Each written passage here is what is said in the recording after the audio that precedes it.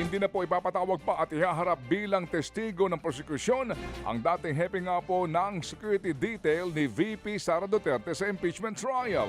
Ayon sa prosekusyon, posibleng hindi na nga po ipasubpina si Colonel Raymond Lachica na siyang itinuturo ng huling dalawang testigo na sina OVP Special Disbursing Officer Gina Acosta at OVP Assistant Chief of Staff Lemuel Ortonio na siyang humawak sa confidential fund.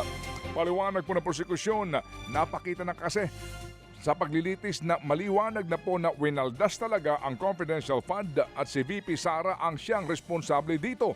Una nga rin po sinabi ng prosekusyon na hindi rin kasi sila o kasi nila inaasahan na magsasalita sila Chika kahit na iharap pa sa trial, lalo pat hindi rin pabor sa kanya kung siya ay magsasalita sa paglilitis. Sa susunod na linggo ay nakatakda ho namang iharap na hostile witness na prosekusyon si Defense Counsel Attorney Michael Poa. Samantala, may patutsyada ang palasyo hinggil sa usapin ng paggamit ng alias ng mga nakatanggap umano ng confidential funds na paksa ngayon na gumugulong na impeachment trial ni Vice President Sara Duterte. Nag-ugat ang pahayag ni Palace Press Officer Claire Castro sa pagtatanong kamakailan ni Senador Robin Hood Padilla sa impeachment trial. Ipinunto kasi ni Padilla na noon pa raw gumagamit ng mga alias ang ating mga bayani. Sabi naman ni Yusek Claire Castro, hindi niya huhusgahan ang saloobin ng senador. Hindi rin daw pakikialaman ng palasyo ang sinabi ng senador dahil karapatan niya ito. Pero ang punto lamang daw ng palasyo, mas maiging linawin ang pagkakaiba ng paggamit ng alias noon at ngayon. Ang mga bayani noon, kahit gumamit ng pseudonym ay alam nating totoong tao. Sa ngayon, ang mga resibong naipakita, hindi natin alam kung totoong tao o sila ay multo or mga ghost beneficiaries. Ang mga bayani noon ay tinatago ang pagkakakilanlan para sa bayan, pero yung iba ngayon, itinatago ang pagkakakilanlan para sa bayan. Yan po ang tinig ni Palace Press Officer Claire Castro. Para sa bayad ha. Para sa bayad. Magandang gabi, bayad. Samantala mga kapatid, sa ilang pang kaugnay pong balita, bumuelta ho naman si Senador Robin Padilla sa mga bumabati ko sa kanya kaugnay pa rin po ng kanyang pahayag tungkol nga sa paggamit ng mga alias ng mga tumatanggap po ng confidential funds. Giit ng senador, binoto siya ng mga totoong tao kaya sa mga totoong tao lamang siya sasagot at hindi sa mga bayarang troll farm.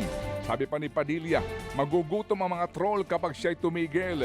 Hindi na rin po daw papatulan ng senador ang pagpuna rin sa kanya ng kapwa Muslim na si House Prosecution Panel spokesperson Congressman Zia Alonto Adyong na umalma rin sa pagkukumpara niya sa mga bayani sa mga tumanggap ng confidential fund. Pero sa kabila po ng mga batikos ay nakahanap po naman ng kakampi si Padilla sa grupong One Bangsamoro. Sabi nila may punto ho naman ang senador sa sinabi niya tungkol sa paggamit ng alias sa mga operasyon. Nanawagan din po ang grupo na suriin ang paglilitis batay sa ebidensya at argumento at hindi sa kung sino ang mas malakas mang insulto at magpatahimik ng kabilang panig. Lumabas naman sa pag-aaral ng Philippine Statistics Authority na 12.8% ng mga Pinoy ang maituturing na multidimensionally poor o nakararanas ng kahirapan sa iba't ibang aspeto bukod sa kanilang kita. Ayon sa PSA, dinevelop nila ang naturang pag-aaral para sukatin ang kahirapan ng mga Pinoy bukod sa pagtingin kung sapat ba o hindi ang kanilang kinikita. Tingnan din sa pag-aaral ang kahirapan bunsod ng kawalan ng access sa edukasyon, trabaho, kalusugan, pabahay, tubig at nutrisyon. Base sa monitoring ng PSA, lumalabas na may mga Pinoy ang naghihirap hindi lang dahil kulang ang kinikita kundi dahil wala ring sapat na access sa mga mahahalagang serbisyo gaya ng edukasyon. Samantala pa rin, hindi po naman daw po itutuloy ng pamahalaan ang isinusulong nitong total ban sa Facebook dahil sa mabagal na aksyon nito sa pagkalat nga ng fake news at violenteng mga online content. Una nga pong lumutang ang issue matapos nga sabihin ng Malacanang na bukas si Pangulong Marcos Jr. sa mungkahing i-ban ang ilang social media platform, bunsod po ng pagtaas ng kaso ng karahasan sa mga paaralan. Pero kahapon, kinumpirma ng palasyo na nakikipagtulungan na sa pamahalaan ang parent company po ng Facebook na Meta sa pag-down ng mga fake news. Hinihikayat din niya ang ilang pang social media platform na makipagtulungan sa pamahalaan, partikular sa paglalatag po ng mas maliwanag na guidelines sa pagtanggal ng disinformation at violenteng mga content. Sa ibang balita, naniniwala si Defense Secretary Gilbert Chodoro na panahon na para magpatupad ng reforma sa sistema ng pensyon sa mga Military and Uniformed Personnel o MUP dahil sa patuloy na paglobo ng kailangang pondo para rito. Sa ilalim ng 2027 proposed budget, triple ang pondong hinihingi para sa pensyon ng mga sundalo na aabot sa 143 billion pesos kumpara sa 50 billion pesos lang na nakalaan sa modernization program mismo ng AFP.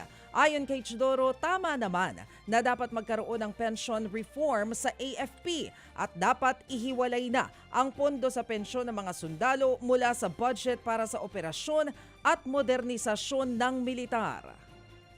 Kulang nga ang ating sundalo, kaya halos wala ng bakasyon talaga yan at wala ng leave sa dami ng ginagawa. So hindi na po natin pwede baguhin yung rehimen nila.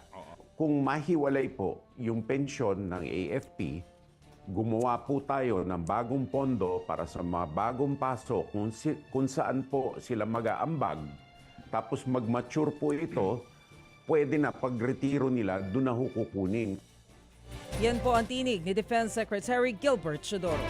Mga kapatid, patuloy po kayong tumutok sa 105.9 True FM para sa totoong balita, impormasyon, music, and entertainment. Mag-subscribe sa aming YouTube channel at podcast at sundan nyo kami sa Facebook, Instagram, X at TikTok sa True Network PH. Bisitahin din po ang aming official website, truefm.ph. At panoorin din kami sa True TV Signal, Channel 19. Kami po ang 105.9 True FM. Laging true sa'yo, kapatid.